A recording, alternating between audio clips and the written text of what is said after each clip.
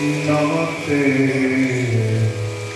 जगद्धात्रिके विश्वरूपे नमस्ते जगद्वंदे पदारविन्दे नमस्ते जगत्तारिणी प्राणिगुणे नमस्ते जगत्चिन्तमानस्वरूपे नमस्ते महायोगिनी ज्ञानरूपे नमस्ते सदानन्दस्वरूपे नमस्ते जगत्तारिणी प्राणिगुणे सर्वमङ्गलमङ्गल्ये शिवे सर्वार्थसाधिके शरण्ये त्र्यम्बके गौरी नारायणी नमोस्तुते।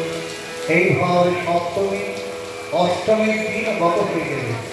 অষ্টমী নবমী সন্ধি মানে প্রভু আমার সেই সন্ধি পূজা করত আর নবমী পূজায় ঢুকে পেয়েছিল। নবমীতে রঘুপতি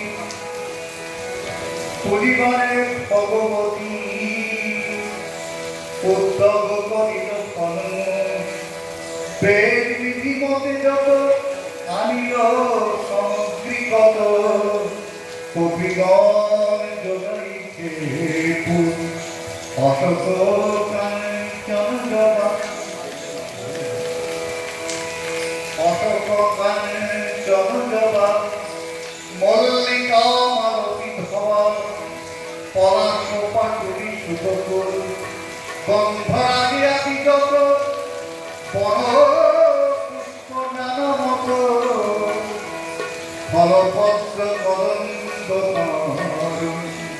রক্তপল শতদল কুমুদ কলধারণ আমলকি পত্র পারিজাত সেখানে করবিয়ার কনক চম্পক কোকনদ সহস্রে নানা যোজনে পদিয়া শঙ্করী না পেল দেখা নয়নের জলে বয়ান থাকিছে নয়নের জলে বয়ান থাকিছে কাঁদিতে অনাথ মায়ের দেখা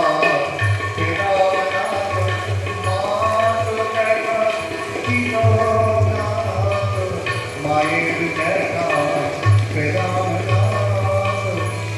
যৎকিঞ্চিতং তদিহ দূরতরং প্রজাতি যজ্ঞেতসাণ গণিতং তদিহ ভুবৈ প্রাদুর্ভবামি বসুধা দীপচক্রবর্তী সোऽহং ব্রজামি বিভিন্নং জটিলতপস্বী যৎকিঞ্চিতং তদিহ দূরতরং প্রজাতি।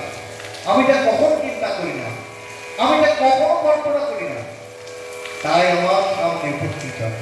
কেমন না প্রাদুর্ভবামি বসুধা দীপচক্রবর্তী সকল হরি রাজাগণের শীর্ষস্থানীয় সম্রাট পদে অধিরূঢ় আর তা না হয়ে হল কি সোহম ব্রামি বিপিনম জটিলতম। কোথায় রাজা হব না হলাম বনবাসী। বৃথা পরিণামে আমি দেবীর পূজন নিদয়া হইয়া মাতা না দিল দর্শন মা তো দেখা দিল না রে। বন্ধুগণ তোমরা সব সহজে প্রত্যাবর্তন করো। এ হতভাগ্য রামচন্দ্র কলঙ্কের মুখ দেখা তার দেশে ফিরে যাবে না। গরজ একখানা বৃহত্তর শিলাবন্ধন করে মা দুর্গতি নাশিনীকে স্মরণ করে সাগর জলে প্রাণ বিসর্জন দেবে।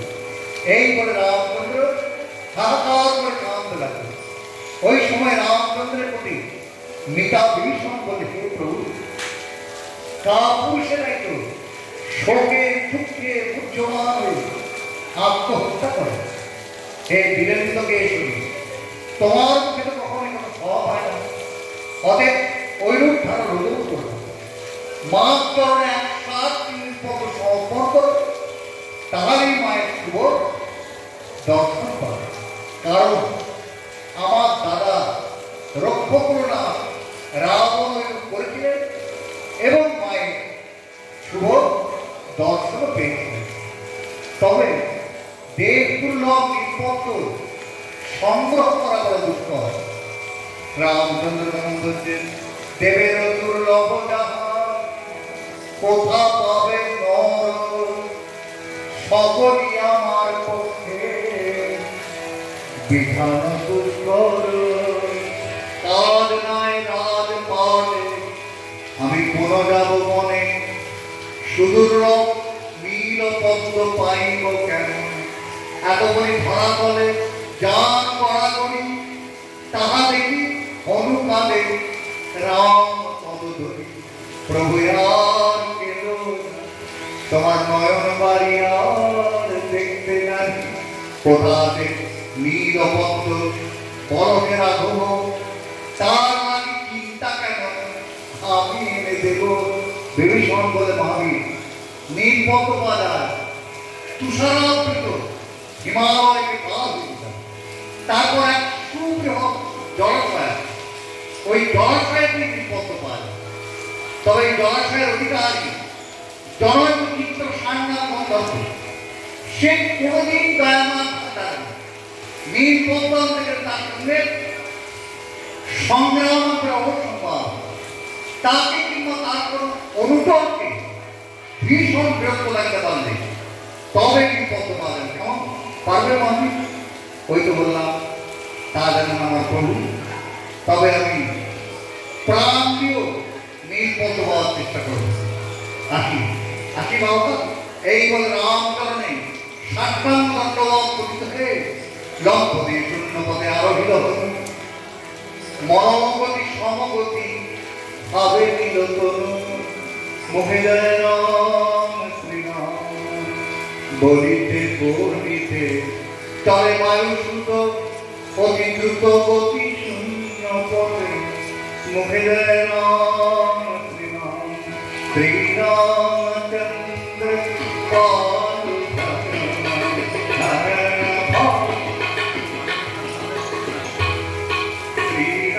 শ্রীরামচন্দ্র কৃপালু